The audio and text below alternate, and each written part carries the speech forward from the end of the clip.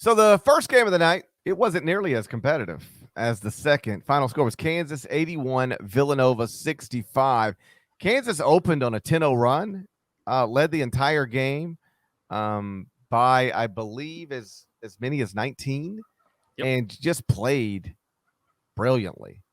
I mean, every coach would tell you that, hey, we want to always play our best, right? Whatever. You're not going to. No team in the history of any sport always plays the best. So if you acknowledge that up front and say, okay, that can't be the realistic goal.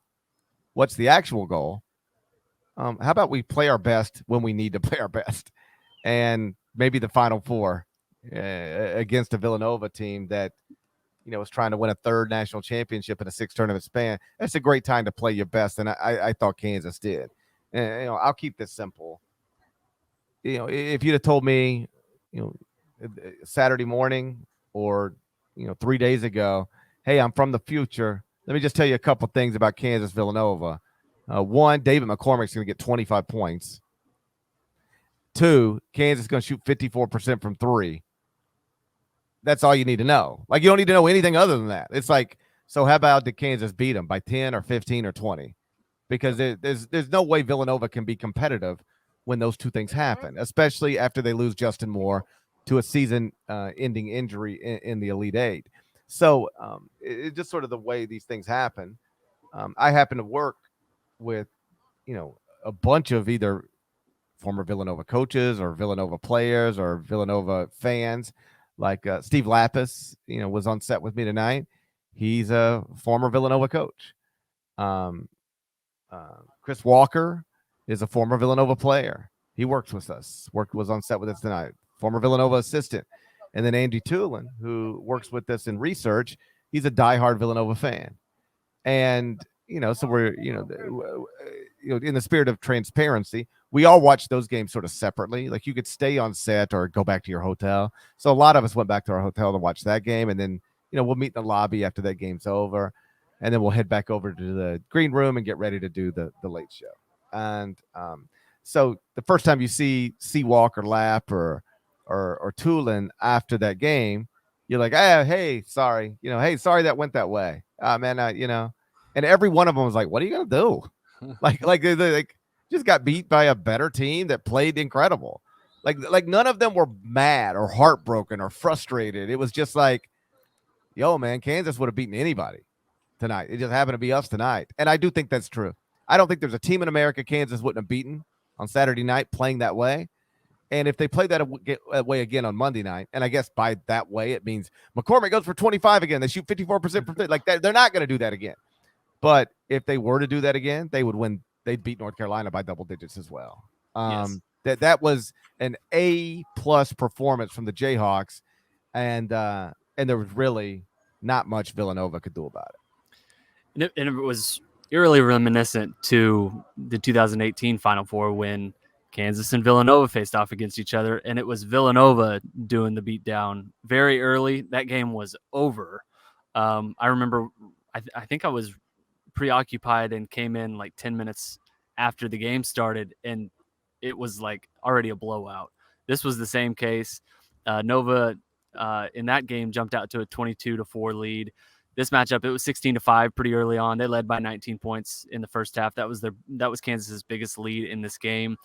To me, this was obviously very impressive from Kansas. This was what I think we've been waiting on from Kansas, because the Midwest region was always theirs for the taking. When Auburn lost, the number 2 seed, it felt even more like that was the case. Number 3 seed Wisconsin fell pretty early. Iowa, which was the 5 seed in that region, fell pretty early. And it seemed like things were obviously opening up. But they haven't really put on a performance where we think, oh, wow, that looks like number 1 seed Kansas. Like, that team has a real chance to win it all. They've looked pretty good, and they keep winning. But tonight, I think, was kind of what Kansas is at its best, which was when Ochai Agbaji is hitting threes and knocking down shots, when David McCormick is really involved on the boards and on the offensive glass. This team just has so many different weapons on the perimeter, I think, is really impressive. And Agbaji coming into this game was averaging 12.25 points per rebound. He'd missed 10 of his 14 3-point attempts in the 4 previous games. In this one, he was 6 of 7 from 3. He made his first 6 3-point attempts. Kansas last week only made 7 3-point attempts. So it just felt like this was Kansas's night, but it was a really impressive performance. Kansas looked really good against Miami in the second half, and it felt like they were just able to kind of build on that. And this was a really complete performance. And yes, Villanova was shorthanded, no Justin Moore. That Villanova already had a short rotation. But I think Kansas would have beat just about anyone tonight in New Orleans because just of how well they played. And they are putting together now. If this thing goes the way it's expected to go on Monday night, and we'll get to that eventually, they're putting together quite a run here. I mean, you win your Elite Eight game by 26, win your Final Four game by 16, and then if they are able to, put Carolina away by double digits, that doesn't really line up with some of the all-time overwhelmingly incredible performances from national champions. But the last 3 games have a chance to be total lopsided blowouts where they make it crystal clear they're the best team in the country. Yeah, like Agbaji was great. How about this? So I talk about these 2 amazing things that Kansas did, and neither of them is, Agbaji started 6 of 6 from 3. Like, what? Yeah. It's just, I'm sure Jay Wright will, give him 2 days, 2 weeks, and he'll just be like, yeah, we weren't beating that team that night. On a different night with a healthy Justin Moore, we could beat them, but we weren't beating them on that night. And sometimes you just run into that, and that's what Villanova ran into. And by the way, we'd spent a lot of time talking about Remy Martin heading into this thing. Didn't really give him anything. He was off the bench, 1 of 5 from the field. Finished with 3 points, played 21 minutes, so he was in the game, but didn't really do much, and it didn't matter.